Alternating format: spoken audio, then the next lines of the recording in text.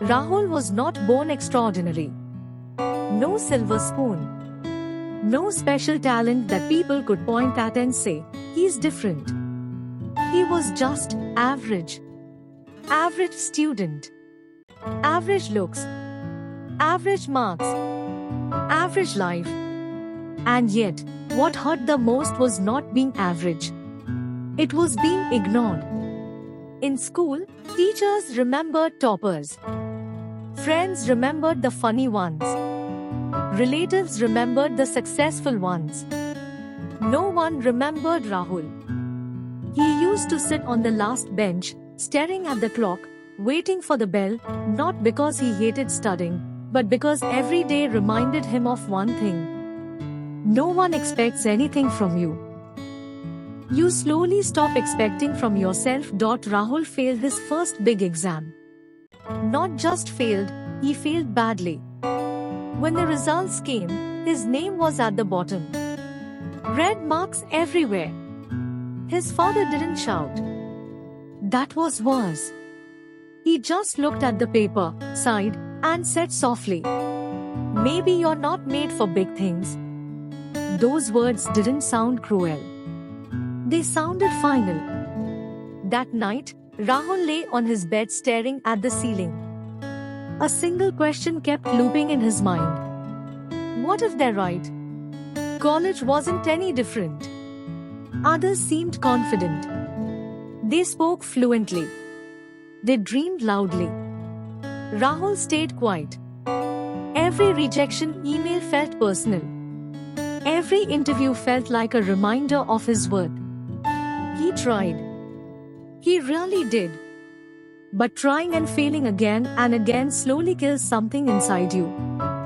One evening, sitting alone on a bus stop, Rahul thought, maybe this is it. Maybe some people are just meant to survive, not succeed. For the first time in his life, quitting felt logical. That night, Rahul stood on his terrace. City lights below. Noise far away. Silence inside. He wasn't suicidal. He was tired. Tired of proving. Tired of explaining. Tired of hoping. His phone buzzed. A notification. An old video recommendation. He didn't know why, but he clicked it. It was a speech by an old man, wrinkled face, calm voice. The man said something Rahul had never heard before. Most people don't fail because they are incapable. They fail because they quit one day too early.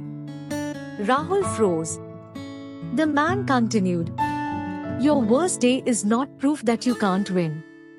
It's proof that you're still in the game." Something cracked inside him. Not motivation. Not excitement. Just clarity. Rahul whispered to himself, "I'll give myself one last chance. Not to impress anyone. Just to see how far I can go. No big promises. No dramatic woes. Just one simple rule. No quitting. He woke up earlier. Not motivated, disciplined. Some days he studied for hours. Some days he barely focused. But he didn't stop. Friends mocked him. Results didn't come immediately. Months passed. Nothing magical happened. And that was the hardest part. Because nobody tells you this truth. Success is boring before it becomes exciting. Most people quit here. Rahul didn't. One day, he cleared a test. Not the biggest one. Not life-changing. But it mattered. Because for the first time, reality said, "You're improving." That night, Rahul smiled alone.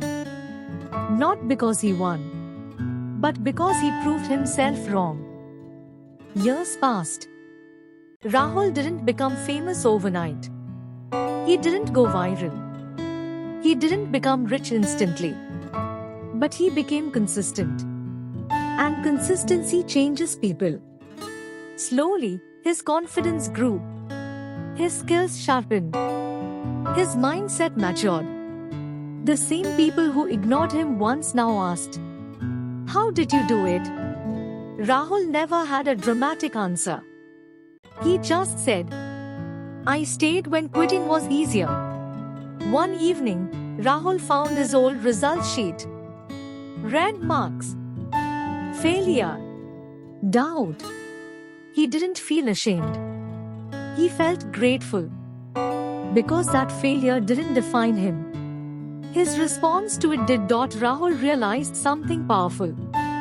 You don't need talent to start. You don't need confidence to begin. You don't need support to continue. All you need is the courage to not quit when nothing makes sense. Because the moment you decide not to quit, that's the moment your story changes.